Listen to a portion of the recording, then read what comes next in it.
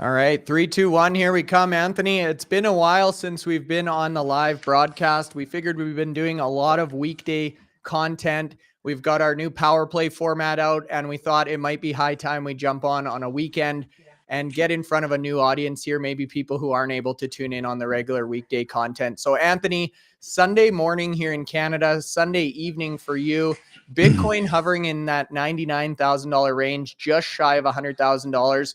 Do you think we're going to see that typical pump Sunday night and dump Monday US Open morning, or what? I think we'll see it. I think we'll see it go up tonight with the Asian markets coming online. That's been the general process over the last few months. Who knows what happens in the US? But yeah, generally it seems a little bit of pullback. But we've been in this range now for a couple of weeks now, so it feels we're staying in this range. We're not seeing any big pullbacks to like 80, 70,000 that some people were suggesting. So it's positive at the moment. We need to push through the 103 to get to a new all-time high. We've had, I don't know, maybe 30 all-time highs this year. So we just want the 103 now is the next line to get through, and the chances are we'll get through that before the end of the year. Yeah, I definitely think we will. We're up to over 30 people now on the stream. So let us know in the comment section where you guys are watching from tonight. I see someone mentioning evening, Anthony and Bryce. So maybe over in Dubai or somewhere like that. I'm not sure. Let us know where you're watching from. Let us know your top stock that you want to hear about today. We've got a slide loaded up for all 16 miners. So we can actually just start on whatever's the most popular. We'll go through, give us our 2 cents. And the main focal point today, obviously, is question and answers. So get your questions ready. We're ready to talk about any and all mining related stocks and companies. So, Anthony, in traditional form, we've got our slide deck put together here. We just talked about Bitcoin price in that 99 to 100 range. I wanted to look back over the last year. So you and I have been living this day to day. We've got over 250 podcasts in 2024 between the two of us. And if you're in it day to day, you start to just see red and green, but you got to zoom out as we talk about on this channel and see the general trend here. What are you laughing? We're getting. I'm laughing at someone in the comments has just put from Preston, which is I'm from a town close to Preston. They're our biggest rivals. I'm from Blackpool, and oh no, yeah, it's a football thing. It's a big football thing. So Preston North End and Blackpool Football Club, big rivals against each other. Yeah, always a lot of fun in games between the two clubs. But hopefully yeah. You didn't log off, Anthony. You just dropped off the stream, damn it.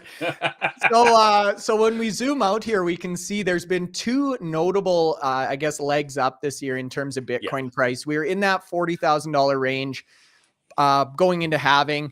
We went through the halving. We went up into about the $75,000 range. So a good $35,000 jump there from about 40 up to 75. Then we consolidated for the majority of the year. This was really where a lot of people had frustration. We saw that big spike in December with the miners. We had months or individual miners that performed extremely well throughout the year, like Core Scientific, for example, Bitdeer, Hut8 coming on strong in the last few months. But in general, people felt like the miner space was a little bit lackluster or flat for the majority of 2024. Then come November 4th, election day, Trump wins office. And you can see, I noted that there, Anthony, $68,000 and essentially another $32,000, $35,000 leg up right to the $104,000 range, I think was the highest we got. So I wanted to get your thoughts on this. We've seen consolidation. We've seen aggressive growth at multiple points throughout the year. And it seems to be this $30,000 to $35,000 number is kind of what the market likes to move with here, Anthony. Well, we've had, I mean, if you think back over the year, we've had no stories other than sort of like the big macroeconomic stories that are affecting everything worldwide, like, inflation, like wars, but in terms of Bitcoin, there's been no bad news stories this year. In fact, everything's been fairly positive. I mean, the ETFs were approved in January. That they've purchased more Bitcoin than anybody this year. We've got the likes of MicroStrategy above 400,000 coins. That's 2% of every Bitcoin that's ever going to be mined held by one company. And the largest ETF's got more than MicroStrategy. So, all these positive news stories have helped get the Bitcoin price to where it is this year. I'm not focused on the fact that every rise will be 35,000 or whatever in terms of percent, whatever the increase is there. But we've seen this steady increase. It didn't, when it got to 60,000, it was in that sort of 65, 50,000 for 6 months effectively. And then we've just seen the big pull this last month now. But I think the election was probably the biggest driver for Bitcoin. Trump had come to Nashville back in July and said he was interested in Bitcoin himself and wanted to use it potentially for a strategic reserve. And even after that announcement, we didn't see that much happening with Bitcoin. But then, once the election happened, that was probably the biggest catalyst of the year. If you look at the sharpness of that rise back from November the 5th, that's the catalyst. That's driven it there. And I think once we get closer to the inauguration and things start becoming reality, we'll see the Bitcoin price move again. And they're doing everything at the moment and behind the scenes now to get the Senate to vote through this bill, making Bitcoin the strategic reserve. And if it happens, it's all bets off, because they've already said they're going to buy effectively 200,000 coins per year for the next 5 years to build up 1 million Bitcoin held in strategic reserve. Michael Saylor's been giving his opinion on where he should get the money to buy that Bitcoin. He's saying sell the gold. So, which naturally he would do. So, but yeah, those are the sort of catalysts that we've seen this year. So the biggest catalyst obviously was the election. The other catalyst is the ETFs really not just buying a few Bitcoin, buying thousands and thousands of Bitcoin on a daily basis. Yeah, it's going to be incredible if and when that reserve does come through. I saw some discussion about what the inherent floor price would need to be in Bitcoin between Michael Saylor's buying on a regular basis, the U.S. government buying, El Salvador's buying. I think it was in the $140,000 range just to support the people that have already committed to that consistent buying. We also got a comment here, Anthony, from Sarasota, Florida. So I just wanted to mention, we're actually going to be down there in March for the Mining Disrupt conference that Dennis Porter's putting on. We'll talk about some of Dennis Porter's initiatives in a second here, but Robert, it'd be great to see you. I don't know if you're going to make it out to the Mining Disrupt, but more than happy to meet up if you're going. Now, Anthony, I want to talk about hash price and difficulty, because we stress both of these on our channel a lot, and I don't think people really fully understand how impactful they are to the miners. So we talk about, okay, Bitcoin is at $100,000. Some of the miners are at the same level they were 6 months ago, 12 months ago. Look at CleanSpark, for example, still $10 off their high. Bitcoin's at an all-time high. So a lot of times people think, well, obviously if oil's at an all-time high, oil companies should do well.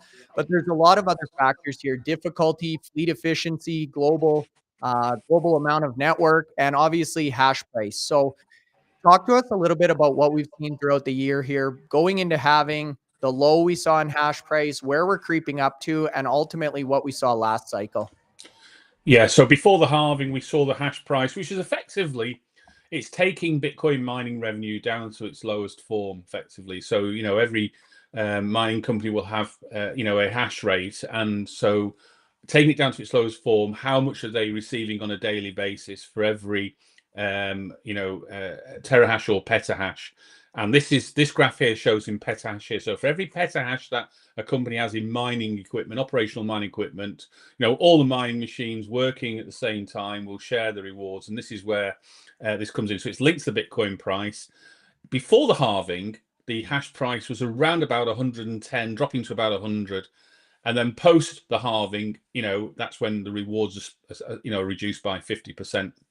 And then we saw that, at 50, 55, we did see a little bit of a spike, I think to do with runes and, these NFT type things when you get, more fees per block. But they lasted about 2 days. We then saw as the Bitcoin price reached its lows post halving, when it was getting down to sort of like in the sort of low 50,000 mark, 54,000.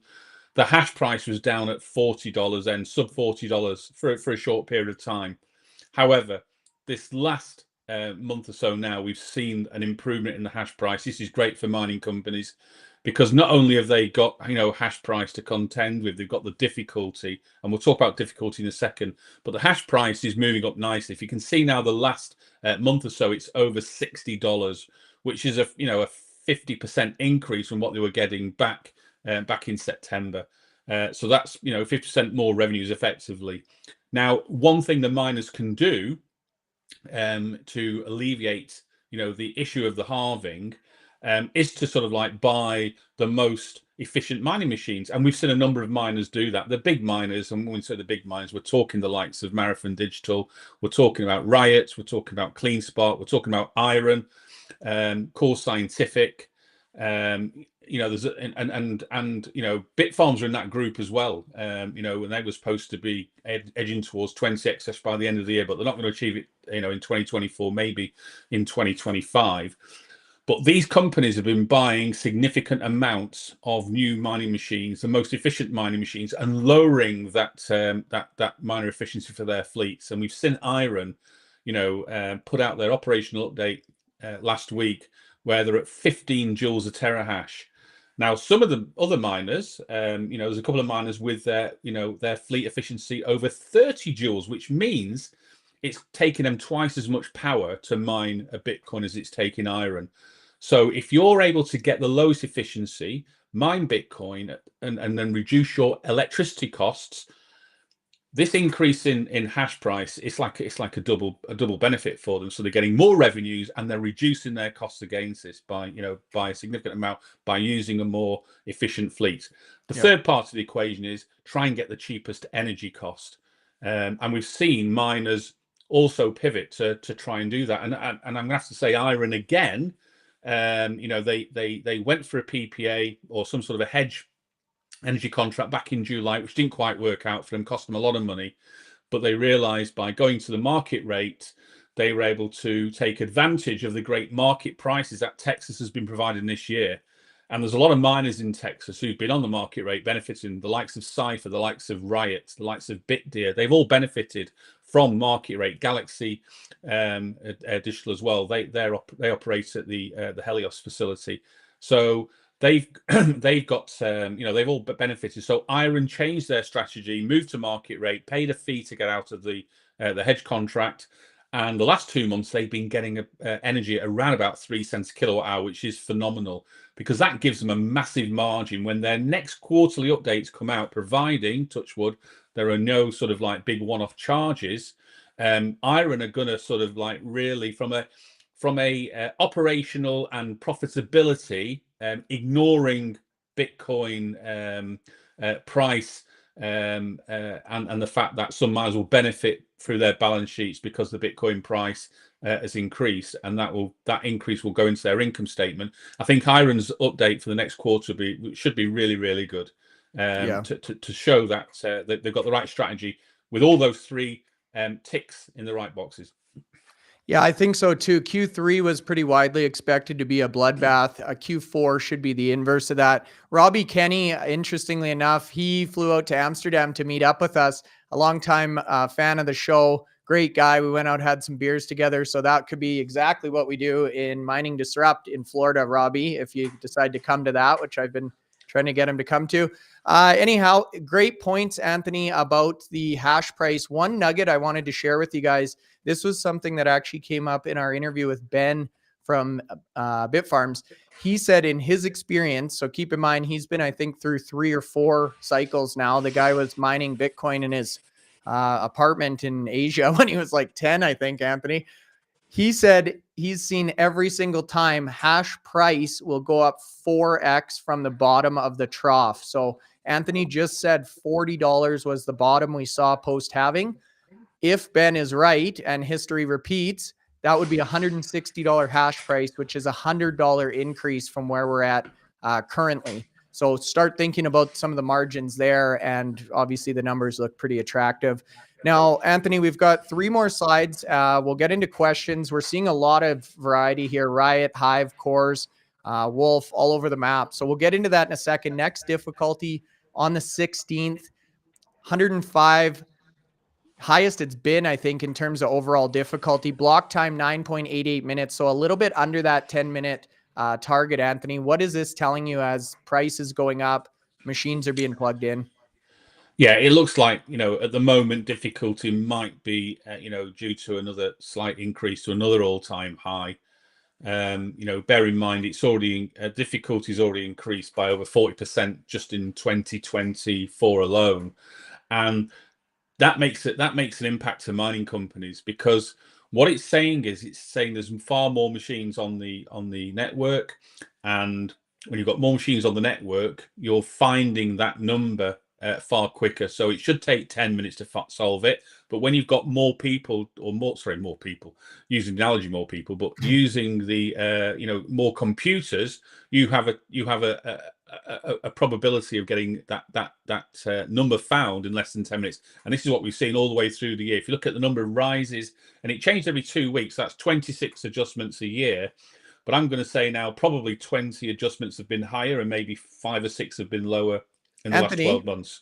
When you say difficulty's gone up 40% this year, I know it's not exact 1-to-1, but would it be fair to say if difficulty goes up 40% and Bitcoin price goes up 40%, the miners are in no better or worse position than those are equal? Is that right? More or less? I suppose you could argue if the increase in price is that much. But I mean, bear in mind we've had a halving, so throughout the year. So you want to be increasing hash rate. You want to be. We've always said it. Miners should be increasing hash rate with global hash rate, and we've only seen about 4 or 5 miners being able to do that this year. You want to be able to have that efficiency. The Bitcoin price is really important, yeah, but we've not seen it all the way through. We've seen the Bitcoin price in the last month rally really well. We saw it in a band of between 54 and 65 for about 6 months. Yeah. So that wasn't helping miners as the difficulty was increasing. If you're not raising hash rate, you're falling behind, and we've seen that in some of the miners, and it's sort of like cyclical, and it becomes a problem. The 5 or 6 miners that are growing exponentially.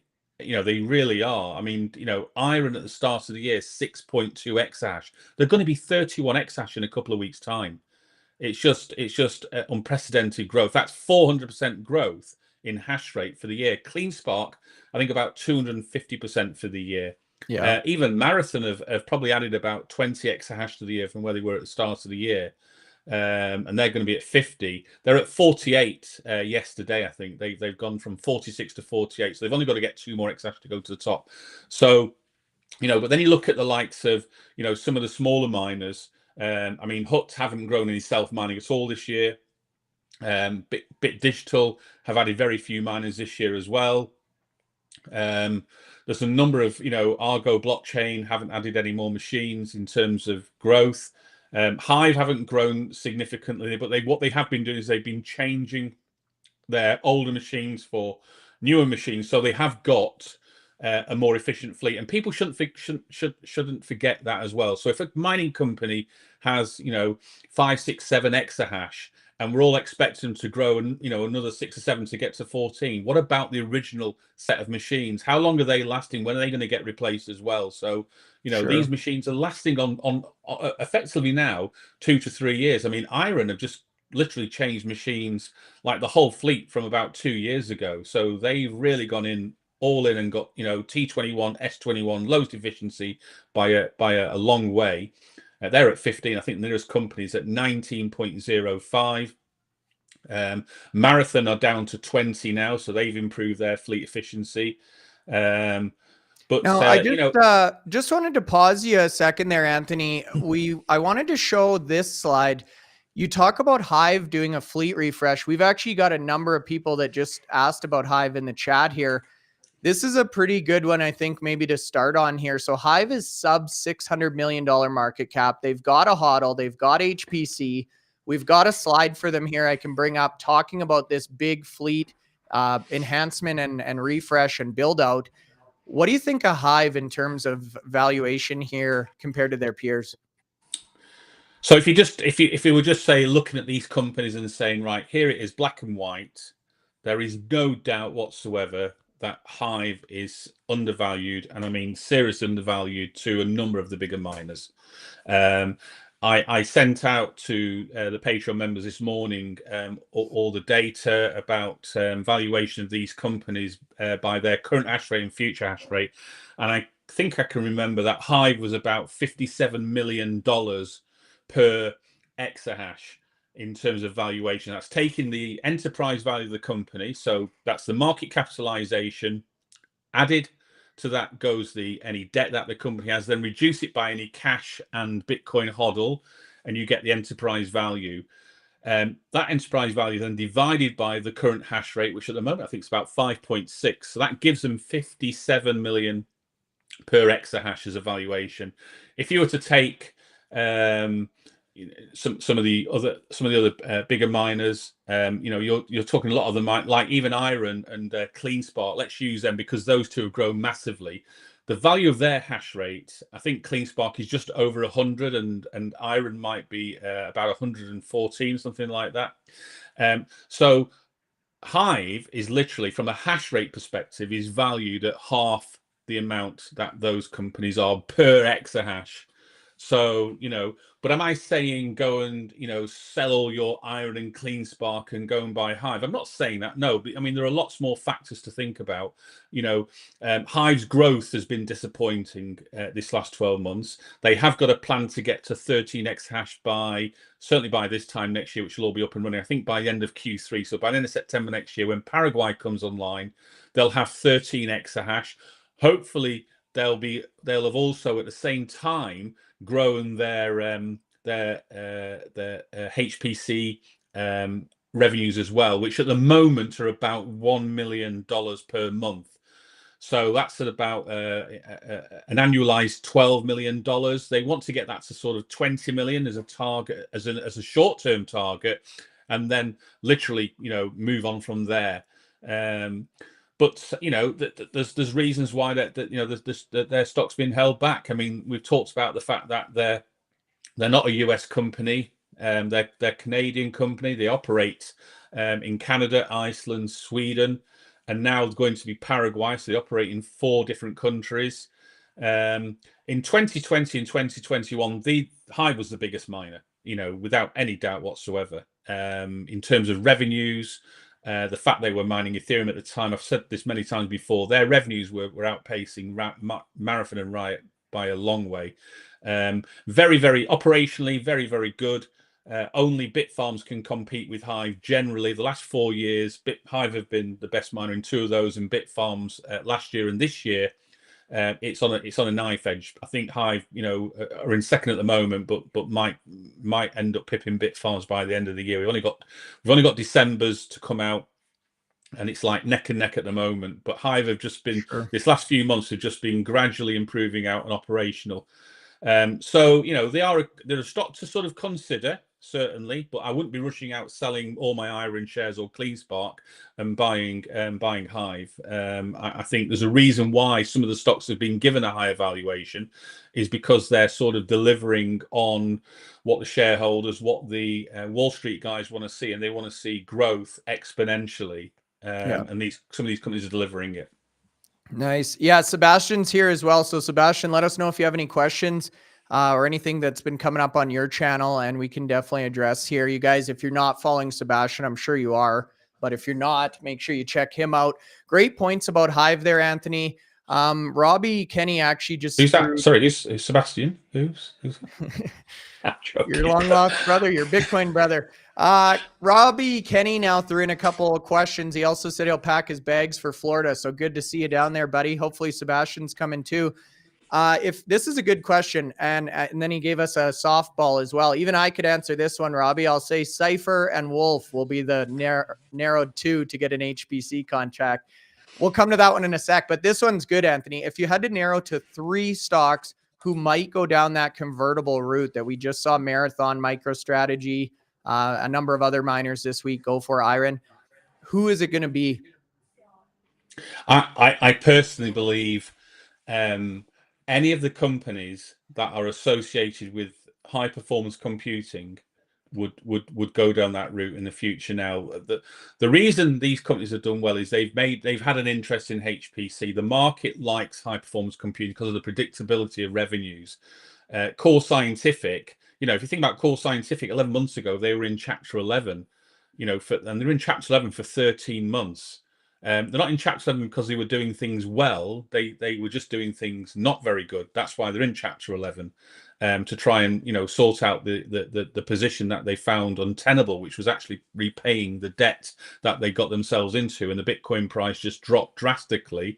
and they had like one of the biggest HODLs of all the miners at the time. They just had to sell Bitcoin at really cheap prices because they were forced into it. They had no cash flow.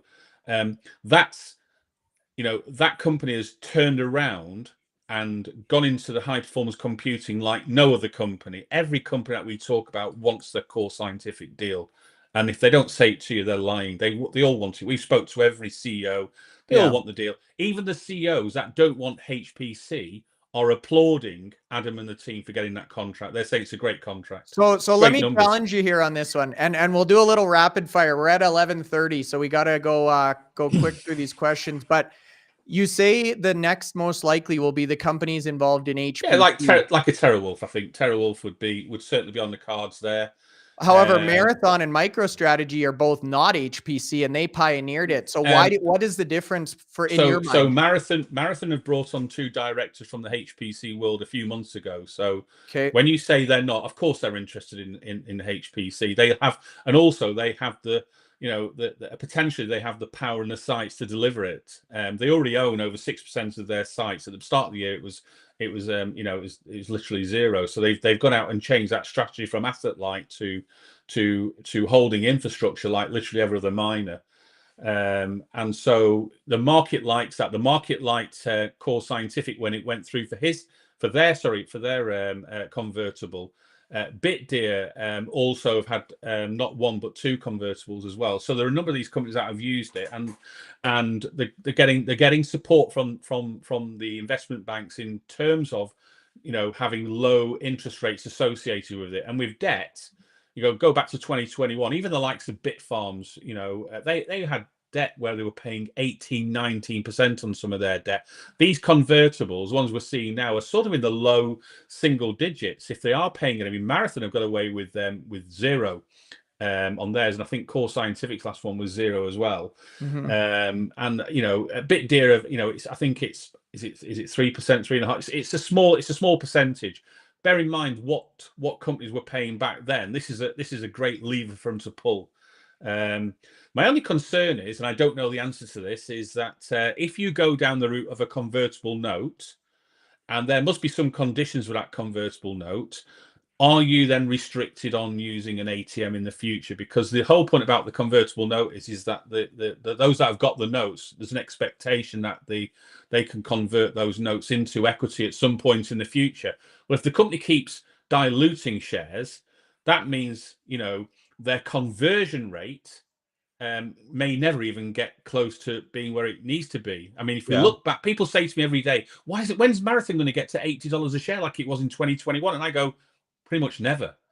Well, because look in at the question even 2021, on, there was only 100 million shares. Now they've gotten, you know, nearly 300 million shares in issue. For it to get to $80 a share, that's a 24. But I'm not saying Marathon won't get there.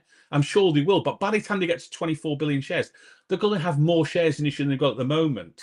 But I don't quite know how, you know, if I'm a converter, do they have to get approval from the convertible note holders to issue any more ATMs? That's the question I'd like to ask. If anyone understands and that's watching online, then drop a comment, because we talked about it the other day on the podcast, and this is one of the issues. Did look into it a bit, and it did look like they needed some sort of board approval or board framework for future ATM. I mean, I'd be shocked if it's just the board. I'd be thinking it would be the note holders that need to sort of like approve it. You know, so a lot of these note holders will be big.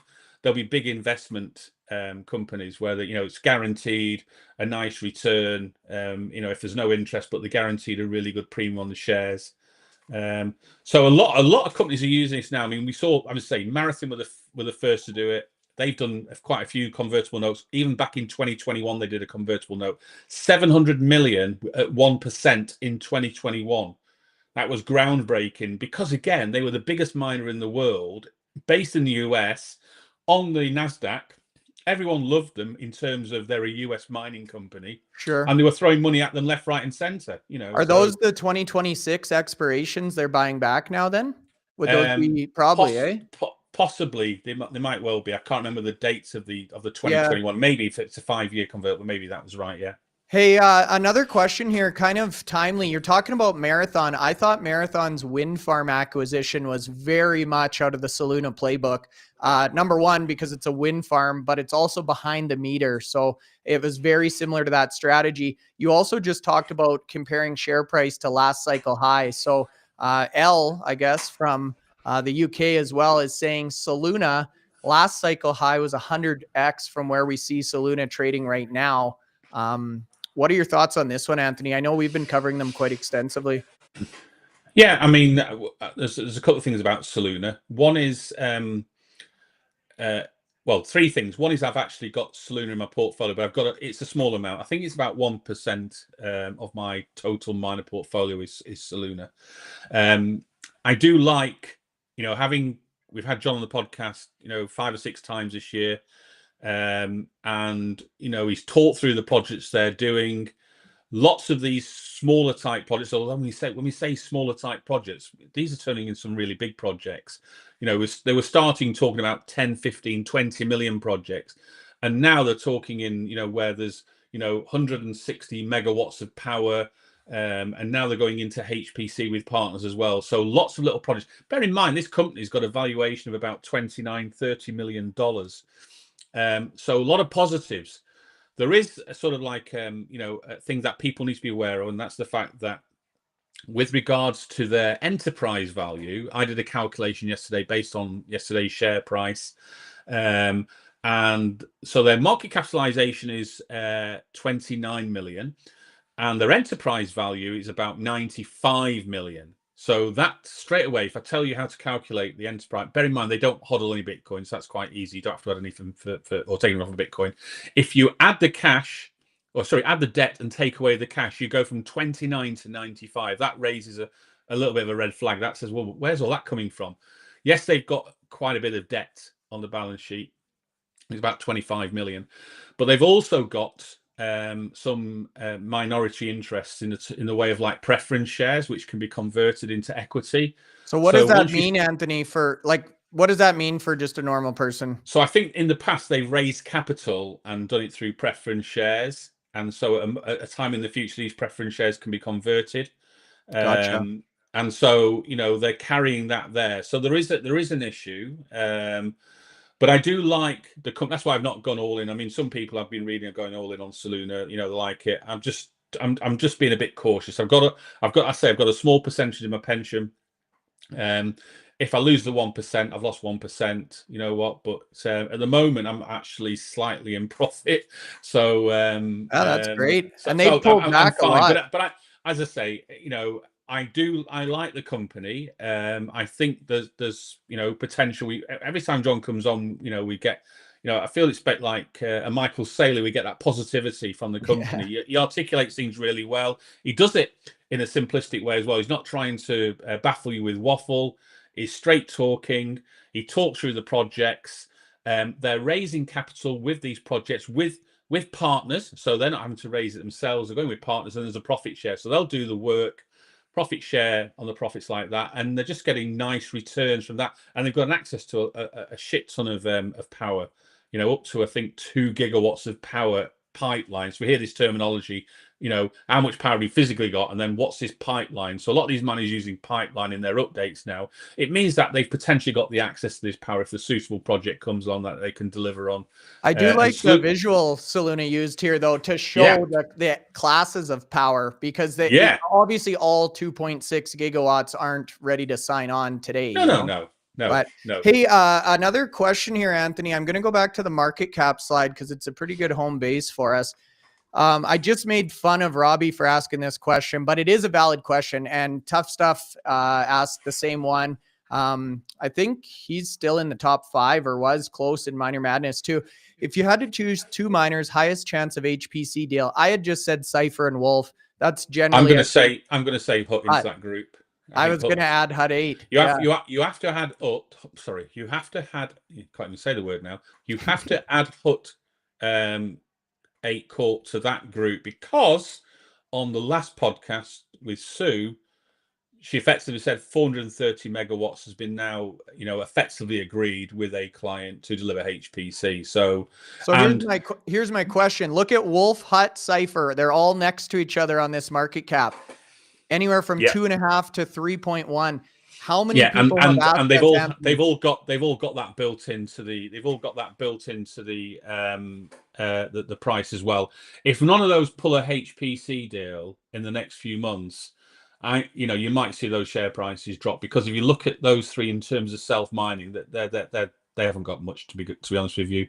I mean, Cypher I think they just reached 12. Hutter at 4.7 in terms of self-mine. Yes, they've got managed services and some hosting, but obviously with hosting and managed service, you don't get the full profits from self-mining.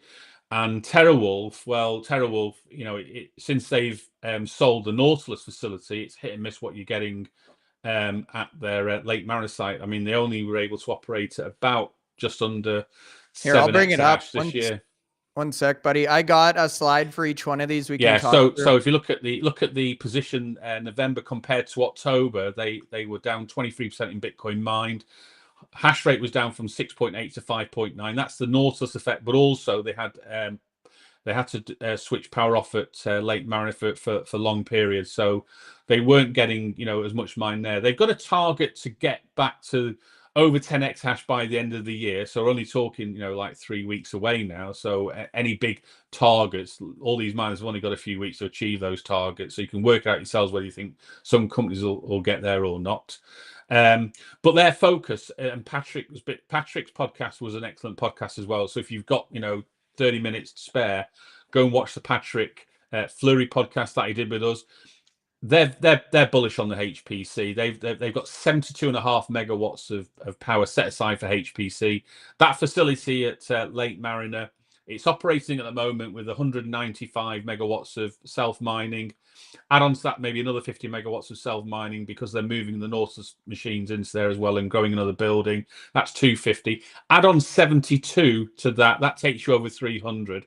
I believe they've got a maximum, and they can expand up to of about 800 in total. So there's another 500 megawatts that they can operate there if the HPC grows. Now, even at 72.5 megawatts, that's a lot of money. That's a lot of revenues coming through. That's the seventh of the it's the seventh of the Core Scientific deal. That's a massive deal. And that'll bring them of net profit a year, 70 million net profit from HPC for that 72 megawatts. So they'll be keen to grow that service if they can. And what type of multiple? I'm assuming the share price is factoring in something bigger than 72 megawatts, maybe. What type of multiple would people expect to see on HPC revenue? HPC revenue, you're looking at a minimum of 15. And up to say 25, So what does that give us? You say 70 million, or close to 70 million? 70 million net profit. So you can multiply that by 20 or 25. 15 is an absolute, it's been overcautious. Yeah. So 15, 70, that's over $1 billion there. Don't forget they've still got, they'll have 13 exahash of mining. So that's another, probably another $1 billion for that as well. But their share price at the moment is about getting closer to $3 billion. So I think there's probably more to come from TeraWulf in terms of that. Yeah. There's more to come from Hut, because here I'll go to Hut. You said we have to add this one in. Sue just dropped a bombshell in our last video, so tell the group this one. Yeah, so again, look at the Bitcoin mine 94, operational hash rate now up to 4.8 from 4.7, not setting the world on fire. Although they have got an option to get that hash rate up to 25 by the middle of next year. So they are converting a site at the moment. Now, my thinking is that site will either be HPC or self-mining, and they're not committing one way or the other until they've signed an agreement. So they're basically suggesting that if the HPC doesn't happen for some reason, we think it will. If it doesn't for some reason, we'll throw 25 exahash of machines into that facility and get the hash rate where it needs to be next year. It really does for them. They've not increased hash rate for over 3 years effectively, but they're operating at higher than this 3 years ago. So do you think this share price run we've seen in Hut is mostly Asher, mostly Bitcoin price, mostly the HPC hype, or a combo, or what do you think? Well, it's a combination of everything. I mean, Ash is the CEO, so he'll be making decisions based on what his team around him are suggesting. And yes, if they land the HPC deal, that will justify where that share price is today. But they need that deal. But I mean, you don't turn around and say, "Well, we've got 430 megawatts set aside," and Asher didn't want to announce anything, but I've told him because it's so much with so much certainty, he can say we've got 430 megawatts. Listen to the podcast, listen to what Suenis says, and then make your mind up. But we've seen that share price, increase well over 140% since the 1st of October. Yeah, that's been a really good performer. So that's been the HPC. That's been the HPC price. But to get to that point, you've had to have a CEO leading the way. So I'm going to give Asher credit and give him a tick in his homework box for his first year as CEO of the company as well. Yeah, most definitely. Now we have squash battles. Another England, Kent, England. From the Garden of England, Kent. Yeah. Is that the heart of England there, you guys? Garden of England. Garden of England. Wow. Okay, well, the Garden of England is wondering about the Garden of Corsicana, it sounds like. So let's talk Riot. This one is one I really like. Honestly, I like Jason. I liked what we saw when we went down to Corsicana. The scale there is just insane. The quality of the build. We had Rosso on, the immersion experts. They said they gave it a passing grade. The power contract they have there, or lack thereof, the market rate seems to be working out. They're awesome. And the nugget from this one that I picked up in the interviews, I always try and find these little nuggets. Jason said that in order to take part in the 4CP transmission savings portion, so as a benefit of being part of that program, they basically give you a discount the following year on your transmission costs to the tune of about 0.9 a cent, so almost a full cent.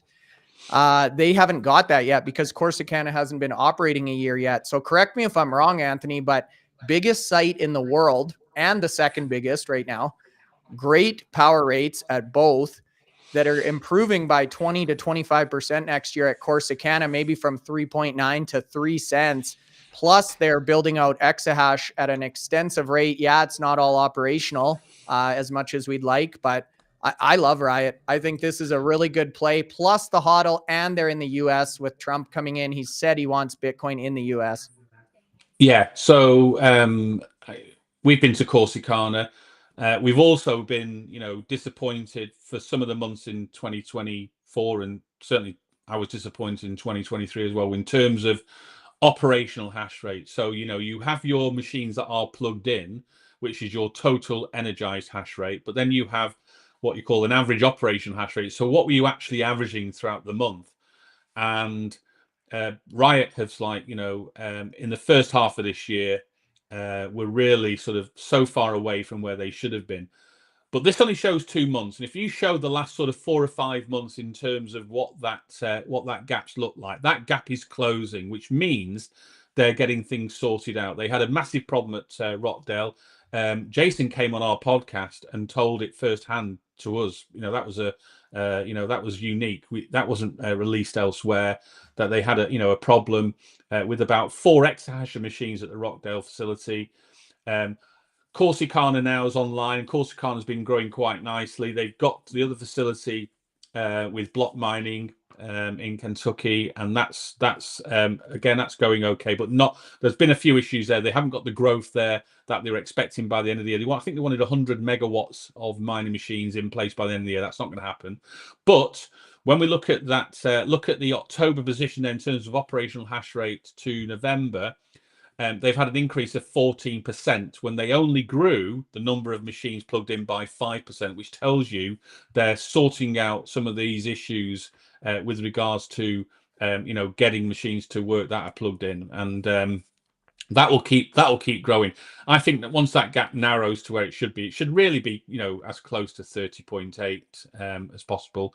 Their target, so the target expectation is to grow another 4 exahash by the end of December. And the likelihood is they will, because it's a case of now we've seen the facility, even from when we arrived in June to where it is now, it's a whole different place in 6 months. That last building, the infrastructure's all been done now. It's more of a case of putting the machines into the tanks of fluid and getting them to start running. So we'll see 30.8 or 34.9 by the end of the year.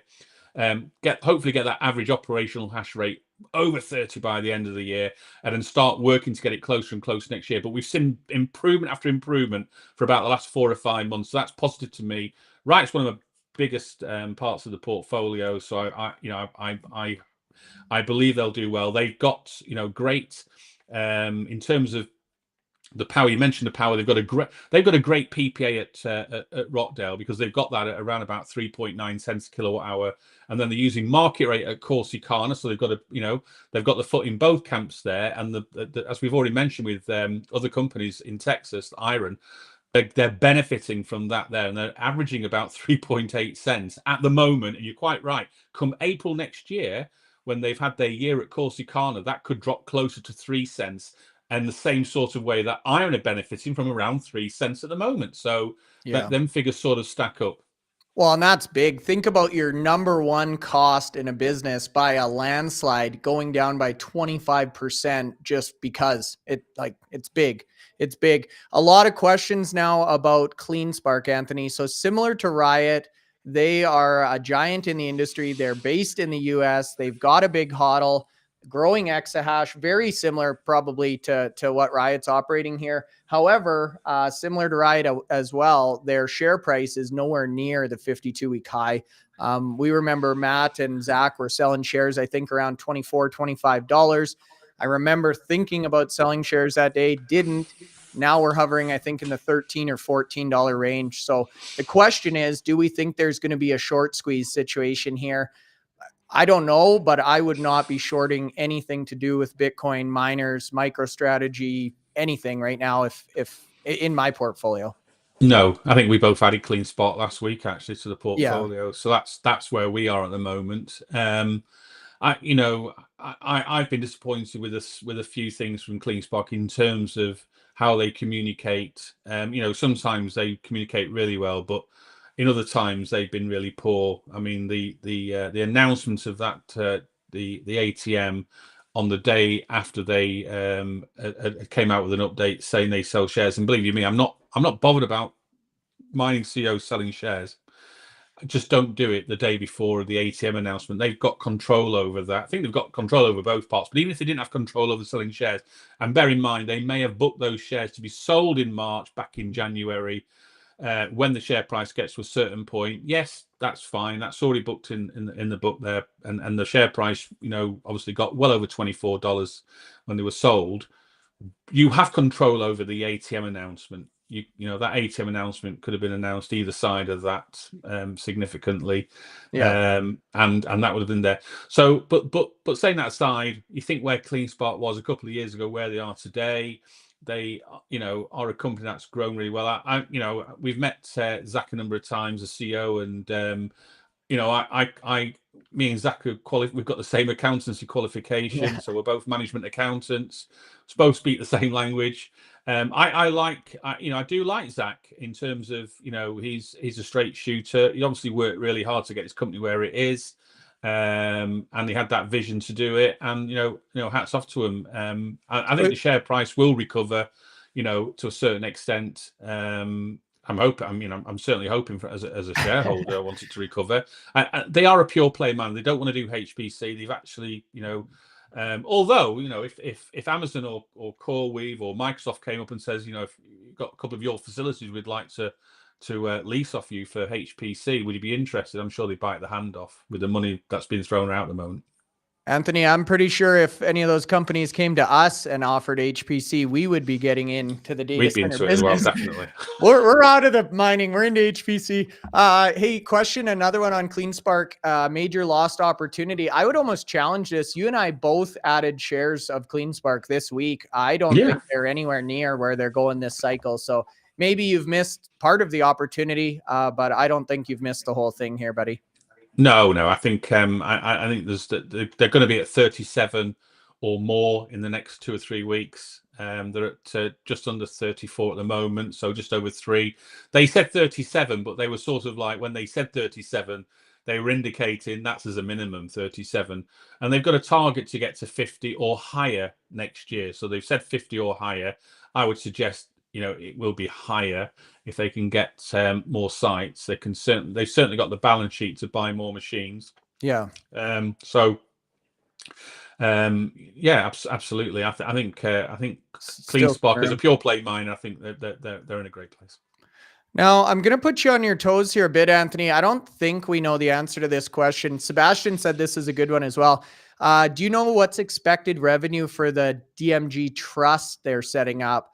I personally don't, but I do know that there's been a few big developments at DMG recently. This is one that I'm starting to really look at personally in my account, Anthony. They're in Canada.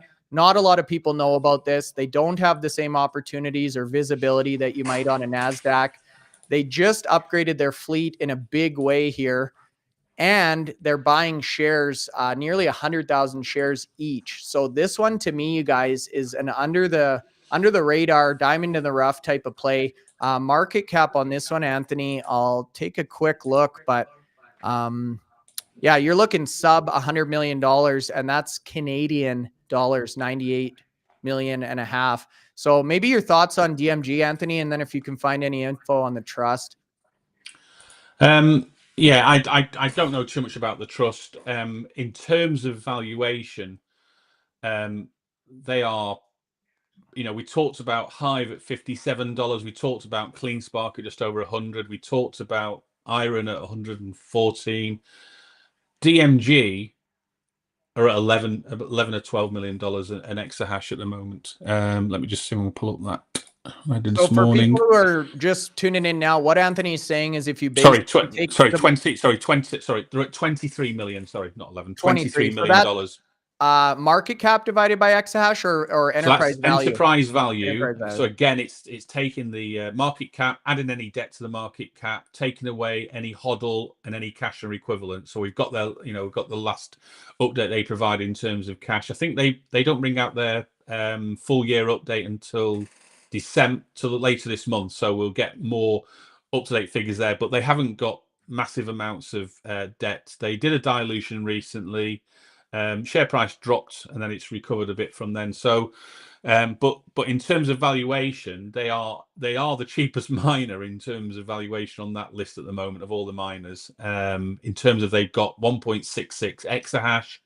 But again, you have to take it into context as to why some of these smaller companies have got these valuations compared to the big names who have been growing. Why is Bitdeer growing 160% in the last 2 months? Why is HOOK growing? Why isn't some of the smaller miners growing with the great veracity? And that's the challenge. So they look really cheap to buy. I mean, even Bitfarms is 74 million per exahash, and then at the other end of the scale, you've got HUT at $467 million per exahash, Bitdeer at 411 million per exahash. This is where it's sort of like, so if you were just using that one metric, you'd be saying, I'll just sell the house and buy DMG. Yeah. But before you sell the house, just go and do a little bit more. Wait, what was that, Anthony? I'm on realtor.ca right now. Oh shit. Just do a little bit more research, and but again, I've got a small amount. I think it's about 2% of my portfolio is DMG. So again, if they get to their 2 exahash and they're making nice profits, I do like Sheldon and the team there. They're on a tight ship. Sheldon's probably the longest serving CEO in mining in the mining space. He built up DMG. He was working in the mining space before DMG. He supported other mining companies. I mean, even the likes of Bitdeer with their facility in Rockdale. He was part of that team down there that advised on that facility. He's done so much in the space there. The only thing, obviously, is again with the smaller miners, it's growth. So they just managed to get these 4,500 machines into their facilities, and they've just ordered another set of machines that will get them to 2 exahash. They're now looking at the HPC, and they've set aside. They've got a partner with the HPC. So again, it's like once these things start bringing in revenues, you'll hopefully see that again this stock could do quite well. But it's don't go out and start selling your IREN and your CleanSpark and Marathon and thinking it's like it's like anything. If people say to me, I have a lot of conversations about Bitcoin. if you have 2 or 3% of Bitcoin in your portfolio, and I'm talking in your investment, not just in your mining, in your investment portfolio, then you can afford to, if it all did go to pear shape, you only lost 3%. Don't have to go in. I mean, Michael Saylor goes in 100%, and he'll come out with a great anecdote as to why. He says, he spoke to a fund manager who said, we're going to put 2% into Bitcoin. And he said to them, what have you got 49 other things that are going to deliver more than Yeah. Bitcoin? And he says, what do you mean? I says, well, nothing delivers more than Bitcoin, but you're only putting 2% into your fund. So you must have 49 other things of 2% Better ideas. that are Yeah. better than Bitcoin. And actually, it's a good argument, but it probably wasn't a great argument in December 2022 when the Bitcoin price was 15,000, having been 69,000 the year before. So it's great when the Bitcoin price is rallying up to 100,000. But he makes a point if you're there for the long term.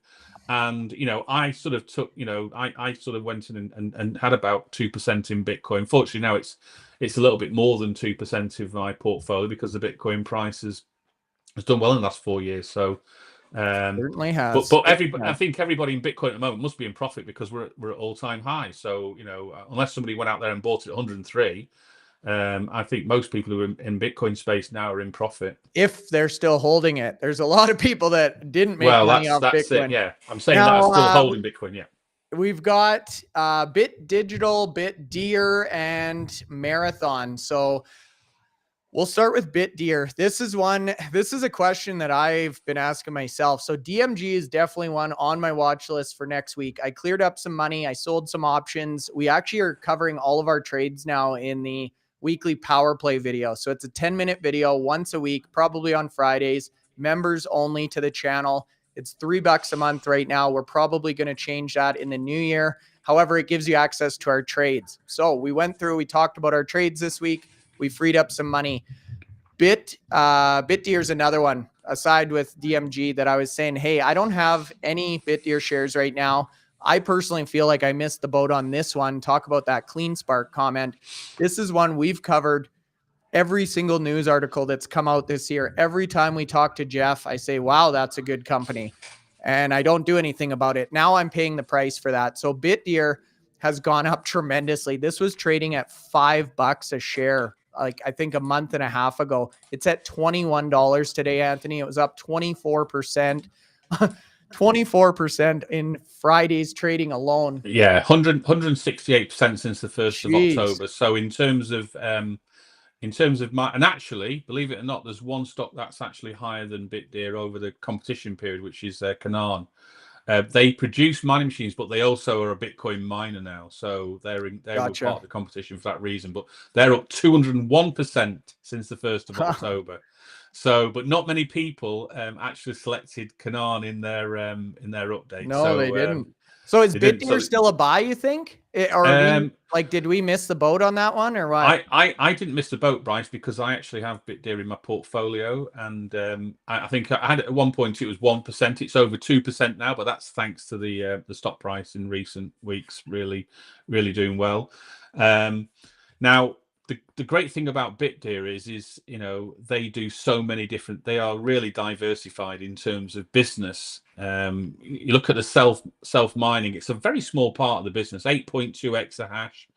Going to be growing significantly next year. So that exahash next year could be getting upwards of 35 because they're producing their own mining machines. So they're producing the Seal Miner 1 at the moment. And they'll be installed this year. That should get their hash rate maybe by the end of the year, early January, to around about 11 or just over 11 exahash. But they're also producing the Seal Miner 2, which is their 2nd generation miner, which is a lot more efficient. And they're producing, I think, something like 35 exahash of those, but 7 exahash has already been sold with pre-orders to customers who are interested in buying that machine. So we talked about Bitdeer before. Why have they done so well in terms of valuation? They're producing their own machines. They're able to sell those machines. They've got a reasonably good order in place now. Once the reviews come out from those orders, I'm assuming that just becomes exponential then. I mean, bear in mind, Bitdeer used to be Bitmain. You know, they're from the Bitmain company, so it's not a total secret or a surprise that Bitdeer has started to produce their own. They have, you know, at one point they had more people working in R&D than Marathon Digital had working in the whole company, which tells you that they were really focused on this this type of technology. And they've produced it now. They're already on the 3rd generation miner within the first year. Now, normally, even the top companies produce 1 per year. They're on the 3rd, and they've got a 4th generation, which will be under 10 joules a terahash, hopefully being looked at in the latter stages of next year as well. So their hash rate, if they install these the Seal Miners 2 machines in the next 12 months, their hash rate will be well over 35 exahash. And they've got the sites to fill those machines. A lot of their sites come online in 2025. They've got sites, you know, in Bhutan, in Norway, a couple of big sites in the US, in Ohio, over 200 megawatt sites.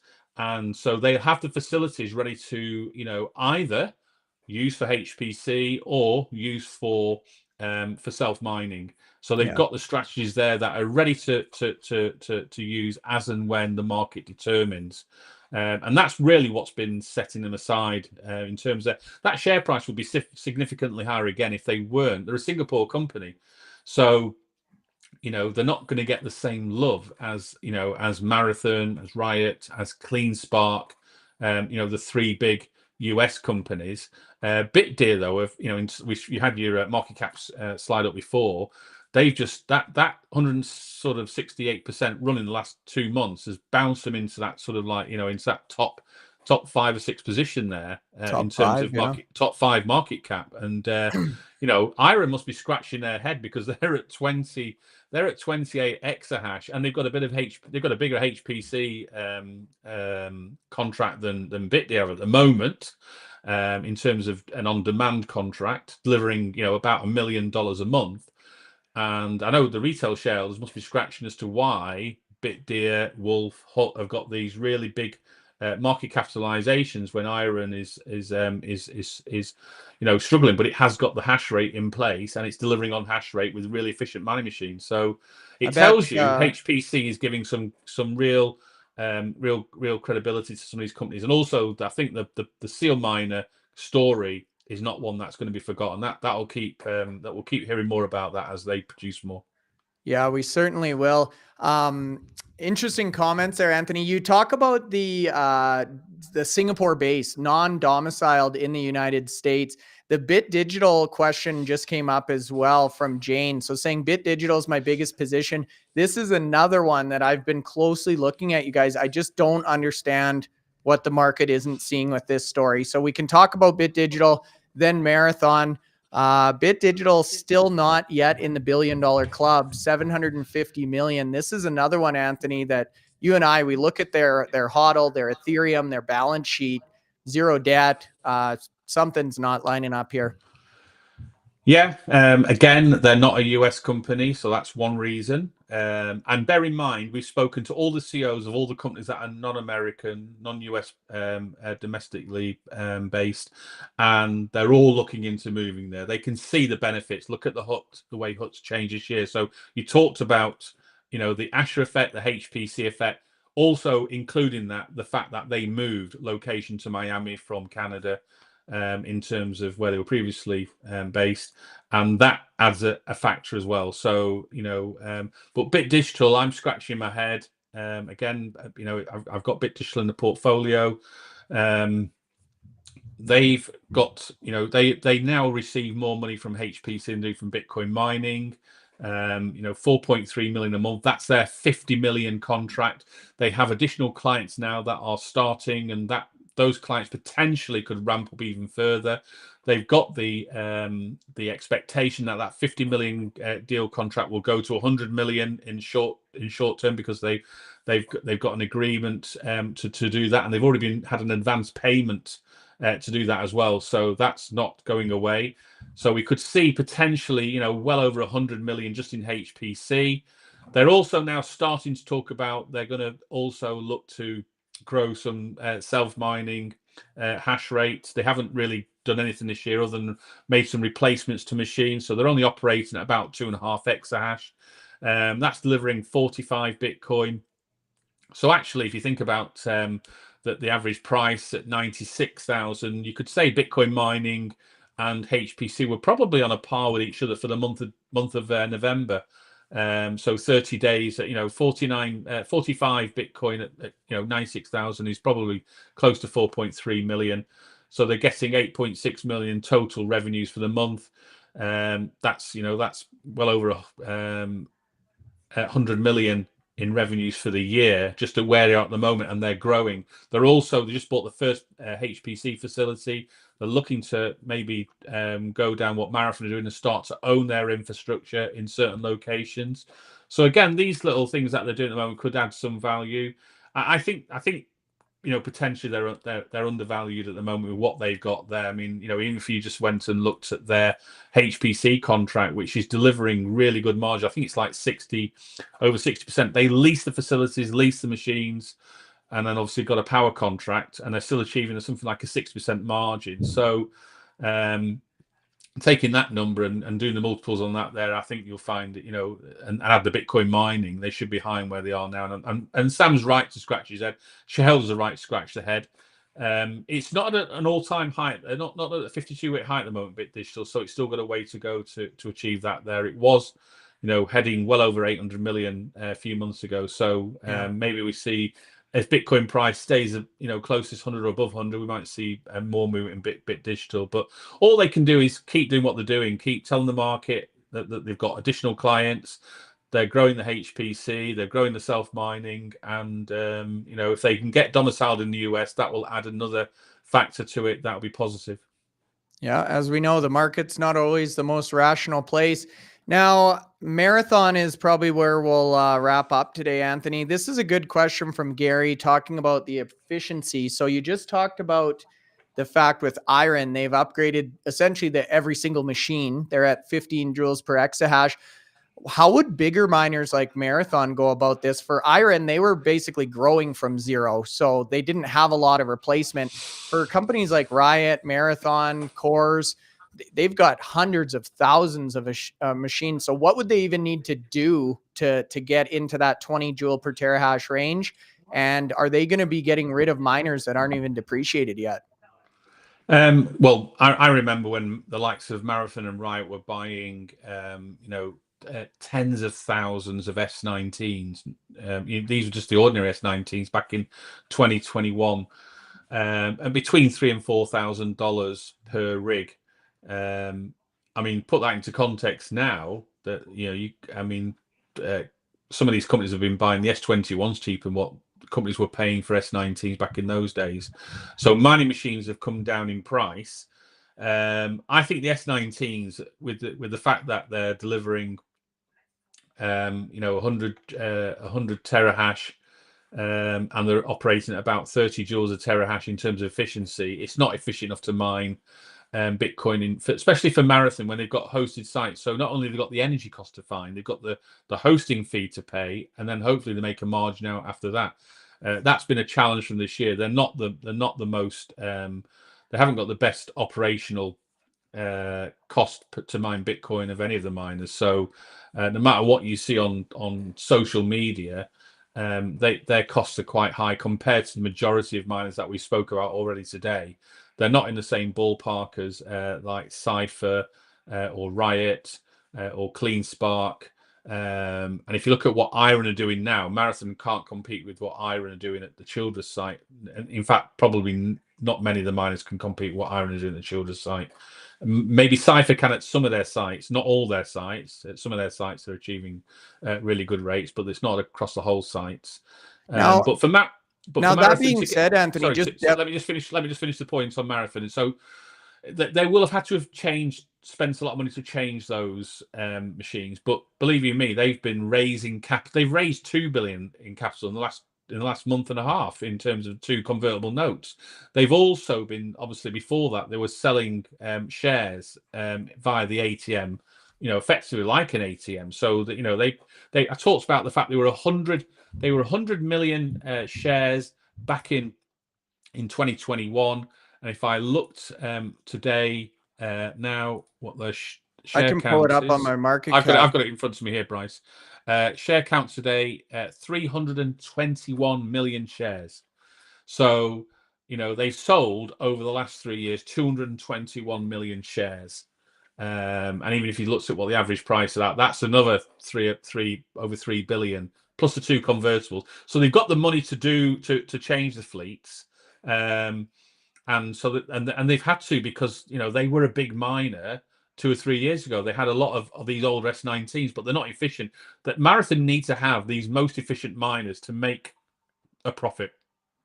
Most of the mining companies need the most efficient miners to make a profit. It is a challenge. You know, there's a bit of help at the moment with the Bitcoin price over 100,000. It does mean some less profitable miners can make a profit, but you want to have before low cost power, best efficient miners to make it work really. And so Marathon have to have, you know, to change those machines. Riot changed their fleet as well, so we've seen Riot do that in a short space of time. Marathon have got a bigger fleet, and we'll continue to see this. I mean, they must have been doing some big changes, because that hash rate has been changing significantly, and to get from 25 down to 20, that takes an enormous amount of new machines to do that. That means they would have had to be plugging in S21s in significant numbers to reduce some of those S19s. Yeah, no kidding. I was gonna say, we definitely have been critical of Marathon throughout the year on a number of different things.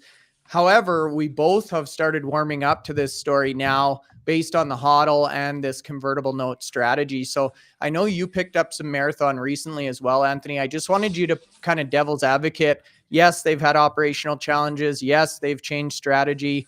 They don't have the cheapest power. However, they're the biggest company in the world for. I mean, if you believe in Bitcoin, you believe in MicroStrategy, then Marathon are following that playbook now. I mean, you know, share price dropped to $18 a couple of weeks ago, and I thought, hang about, that's low for Marathon. What they're doing at the moment, I could see through the convertible note and the buying the Bitcoin. You know, there's always the argument. There'll be the argument from all the other miners saying, well, what you should concentrate on first is actually producing Bitcoin at a profitable rate, and that way you don't have to buy it. But what Marathon have been doing is they've been buying massively more than they've been producing. It's not like we're trying to buy 500, you know, a month. They've been buying thousands and thousands of Bitcoin. So, you know, at the moment, nearly 35,000 Bitcoin on the balance sheet.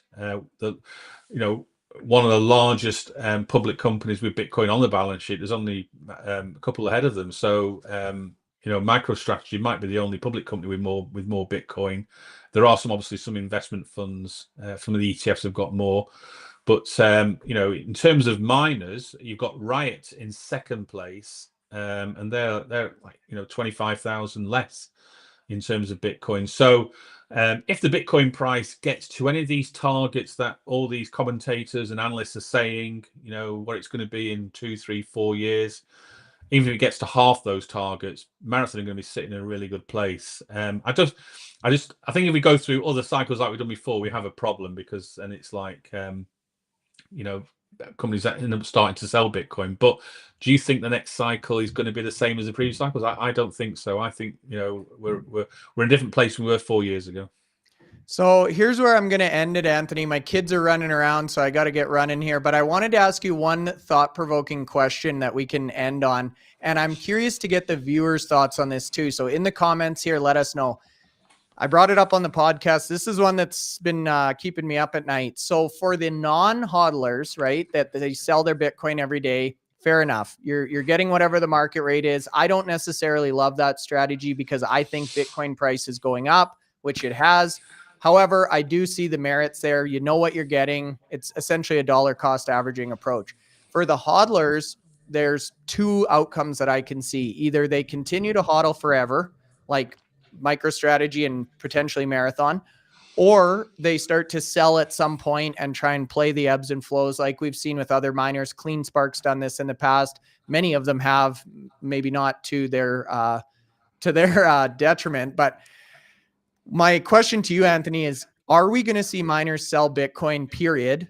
And if we do, what's going to happen to their share price as soon as they start selling Bitcoin? Well,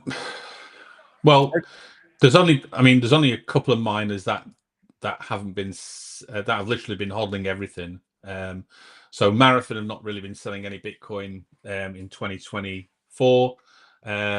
Riot has sold very little, and CleanSpark has sold very little. And outside of those three, the remaining miners have been either growing their hash rate slowly over that period, i.e. not utilizing more than their production, but utilizing production for operational costs and towards capital costs, and then putting the balance into the treasury, growing it a little bit. So there are a number of companies like that. Hive have done that all through the year. DMG, Bit Digital, Bitfarms.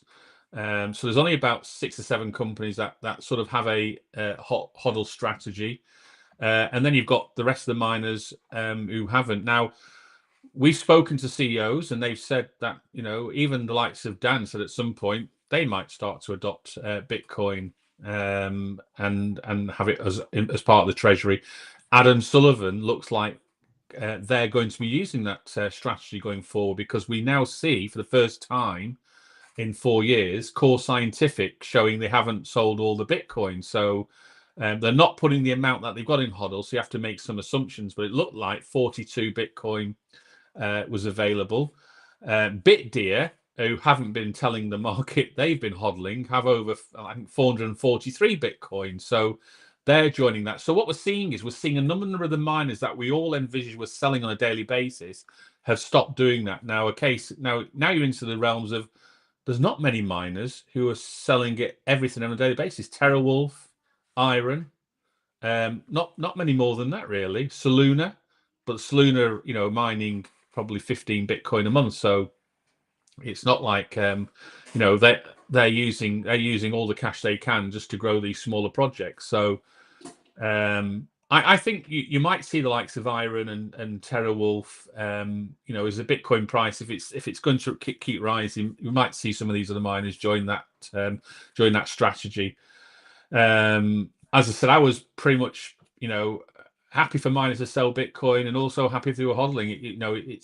I watched it all the way through for the last 4 years, and Hut did a really good job of growing their HODL over that period. Didn't really sell any. Riot have never sold more than their production in the last 4 years. So when they've sold Bitcoin, they've only sold within their production numbers, so they don't sell excess of that, and they've grown to a nice HODL position.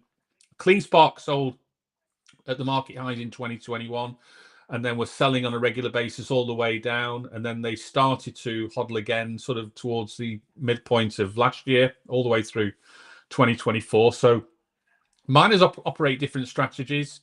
It looked like Bitfarms were hodling a lot more this year, but they've just used a lot to buy a load of when I say buy, they've updated a load of T21 mining machines to S21 mining machines that are going to be installed at their facilities over the next couple of months. So they've used Bitcoin for the loan, but what Bitmain has said is, if you make these 4 payments over the next 12 months, we'll give you that Bitcoin back. So they've utilized, I think it's like a best part of 300 Bitcoin over that period there. So they have to make these 4 payments, and they'll get that Bitcoin back. So it's like a Bitcoin back type loan for them. Sure. Now, what about I think most miners now are looking at, in some way or form, to start hodling with this Bitcoin price at $100,000. Now, I want to ask you about the sell component, but it's just so funny to me, Anthony. We hear buy low, sell high. Even the Bitcoin miners that are making Bitcoin and intimately involved in Bitcoin, some of them were not hodling at 16,000, 26, 36, 46, 50, blah, blah, blah. Now they're hodling at 100,000. So it's just ironic how psychology works here. My follow-up to you, though, is, so let's say CleanSpark decides at $150,000 Bitcoin, they're going to sell 10% of their reserve. What is the market going to do? Are they going to say, okay, great, they've made a good business decision, we've earned a bunch of money on this, and now they can use it accretively? Or is that a red flag that says we're close to the top, miners are worried, and we're getting out? What do you think happens that first sale? I think that it would depend on what they're going to use the money for. Fair. So if they said we're selling 10% of their Bitcoin HODL to buy a bigger jet, that would probably go down not too well with the market. But if they're saying they're going to use that money to buy a site and develop it for HPC hosting, I think the market would say you've used one of your levers to do that. There are lots of levers these miners have got to raise capital, and I don't think miners have been penalized before for selling. But I mean, you know, so look at show me a miner on that market capitalization where they're getting more than a premium for their Bitcoin hodl. They're not. Yeah. You know, look at Riot's market capitalization. So, guys, today, look at my Riot's market capitalization, look at IREN's market capitalization, and then look at the factor in that Riot have got a hodl position. They're not being given any bigger percentage. They're both the same hash rate, effectively. I think IREN at 28, Riot at 30. So they're around at the same hash rate, both in Texas, predominantly. And you know, Riot have got, you know, best part of, what is it, 11, 12,000 coins on the balance sheet. That's worth over $1 billion. Look at the market caps, deduct that hodl, and you're not that far away from where IREN is. They're not getting any big premium for the hodl. So the That's market's a great not, point. Great point. The market's not giving them at the moment. But look at MicroStrategy. Look at how much Bitcoin they've got, and they've got a premium of effectively double what the amount of Bitcoin. So if they hold about, I don't know, say 40, let's ramp to 40 billion. They've got 400,000 coins at $100,000 each. That's 40 billion. And their market capital, last time I looked, was around about 80 billion and was even higher at some point. I think the share price went to $540. I think it was the day after Robbie sold his MicroStrategy stock. I think he lost out by about $150 a share or something. But look at Riot and IREN. Look at the factor of the what they've got in HODL, and they're not getting that big a premium. So I don't think you know, the market like what IREN are doing. They're growing hash rate, and yes, they're using one of their levers. It's sell Bitcoin. Now, if they turn around and say we're going to start hodling, the market will probably give them the same sort of premium that they're giving every other company, which at the moment isn't anything. Marathon have got 3.5 billion in Bitcoin on the balance sheet. So use the 3.5 billion off their market capitalization, and you know that gets down to you know, closer, you know, in terms of, and then look at the hash rate. What they've got compared to Riot and IREN, they've got significantly more hash rate. It's about a similar valuation. It's not a bigger difference. You're not getting a premium. No, you're not getting a big premium. So just beware, you know. But I'm starting to lean towards the fact that I don't think the Bitcoin price is going to drop like it has in previous cycles. So I think those that are hodling are in a good spot. Yeah, I do too. We've talked a lot that we think the ETFs, the political changes, the adoption, the strategic reserves, it's a different world that we're living in now in terms of Bitcoin. And if you just one last point, if you look at DMG's hodl, 400 and I don't say 420, whatever it's 423 Bitcoin, that's over $40 million in Bitcoin itself. And the market cap in US dollars is about 70 million. Yeah, this is Canadian on here, you guys. Yeah, no, so that's Canadian on there. So, but in US dollars, it's about 70 million. That's what I mean. It's a head scratcher, DMG. It's just you know. Yeah. So that's, you know, so then you look at the hash rate. That's why their hash rate is valued at $23 million per exahash, and CleanSpark's 101, IREN 114, Marathon 120. So again, using those graphics that I put on the Patreon today, those graphics really help you understand whether the Bitcoin is getting a premium. And Marathon is not much in terms of valuation per exahash. It's not much different from IREN. No, you know, 114 to 120, it's 6 million more. And so, you know, per exahash, it's not a big difference. CleanSpark at 101. Previously, when I did this sort of exercise back in June, I remember it, IREN was at $60. But bear in mind, they've grown in terms of hash rate and market cap since then. They've grown massively since then. So yeah, no, that's interesting. I remember you running those same calculations, and it's gotten way farther, the spread. Hey, it used to be they were all kind of more centralized. You'll see the strategy change when the market starts giving the mining companies a premium for holding. you'll see miners pivot towards hodling, because that way, why would you sell your Bitcoin if the market's giving you a premium? Yeah, exactly. You might as well just use that premium and raise your funds through an ATM and just pay everything with the ATM, like I do with an ATM. I go to the ATM every week and buy all my groceries. These mining companies are using ATM like that as well. Yeah, exactly. Yeah, no, fair points, Anthony. Fair points. Gary just became a member as well. Gary, I think you're the 14th guy in there or member in there. So we mentioned this earlier. We launched a power play video, a one video once a week, 10 to 15 minutes, all of our trades and explanation of why we made those trades, which is also important for channel members. So let us know. We're trying this out. We'll see how many people join up before the new year, and then we'll re-strategize in January. We also have Miner Madness Q1 competition coming up with details of that one coming out soon. We're getting a ton of swag here, Anthony, from the mining companies. My basement's actually getting pretty full of this stuff, so we've got to mail some of this out, get it out to our leaderboard here. I wanted to quickly bring this up before we close, guys. Then I got to run. You can see Bitdeer and Hut8. Anthony, you said that there was only 5 people that selected Hut in the entire competition, and I think all of them are on this leaderboard that we see on this screen. Yeah, there's not many. I think there's a bit more than 5, but there wasn't many in terms of Hut and Bitdeer. And actually, if you think about where those share prices were pivoting before the competition started, they weren't doing fantastically at all. People felt that they weren't going much higher, and they were picking out their favorite miners. So, in terms of IREN, CleanSpark, Bitfarms was the 3rd highest pick of all the mining companies in this competition. Interesting. And their share price has just not performed with any at all, really, in that period. If you look at the top 10, 11 miners all the way down, so you've got Bitdeer, 168, Hut 146, Cypher 84%, IREN 83%, Riot 75, Wolf 74%, Marathon 63, CleanSpark 60, Core Scientific 43%.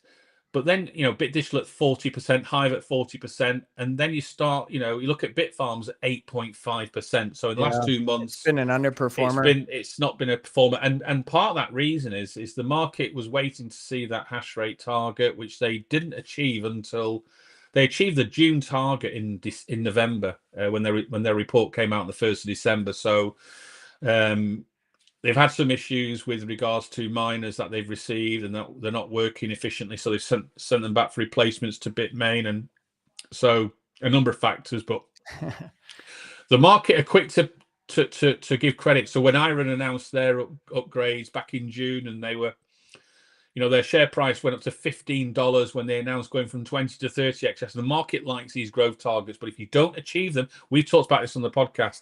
Don't achieve your targets, the market don't look very good on it. It's a risky double-edged sword. Put a target on your back. If you hit it, you're the hero. If you don't, big problems. 2 callouts as well, Anthony, to 1st and 2nd place, both with Bitcoin price up above 100,000. So not only were they great at deciding on which companies, but Bitcoin price as well to be over 100. And just look at the return if they'd have invested in the stocks they'd chosen. 143% in literally just over 2 months. So look at that. That's exactly why, you guys, we say miners outpace Bitcoin by about 3 times, because the top miners right now in Q4 are outpacing Bitcoin by about a 3x. Now, not all of them, and not all of them at the same time. That would obviously be a little bit too easy, but if you pick the right miners, you look for the value plays, which we've talked about on this channel today, I think there's some money to be made. So guys, and if you sorry, just to say, at the bottom of the league, the person in effectively last place at the moment has returned nearly 14%. Now, it doesn't sound, but 14% in 2 months. I mean, if I was getting that from the bank, I'd be putting all my money in the bank at 14% over 2 months. No kidding. Bank rates at the moment, 2 to 3% a year. So even the person who was in last place on the competition has achieved 14% return, which is phenomenal. You We'll know, go I mean, down I wasn't expecting the levels of 150% to be achieved during the competition, but it looks like, you know, we could be heading up, maybe heading towards 200% for some of these competitors. It might be the most successful trading competition ever. Look on the leaderboard, Anthony. Bitcoin Bella is in last place of the Analyst. She's up 37%. That's like, and actually, there's only and she you know, so I mean, I'm in third. I'm at 73%. I mean, that's just incredible. You know, picking three miners that, you know, I was going to say IREN, Riot, and Corp, three fairly popular miners there. 73% in 2 months. You Look know, at this comment, Anthony. Jane, they're not painting the dog. I'm actually not a dog person, but we don't have a dog. They're painting nutcrackers. We went and bought wooden nutcrackers, so they're painting them for my mom's birthday next week. So I do need to run. Anthony, really good insights. I loved hearing the discussion about the market cap slide. When we talk on that slide, I really get a lot of value out that. So I know I've got a few picks on my short list for next week.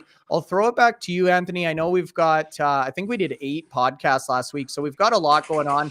What are you looking most forward to in the upcoming week here? In this next week, I'm looking forward to traveling to Turkey on Friday for a break.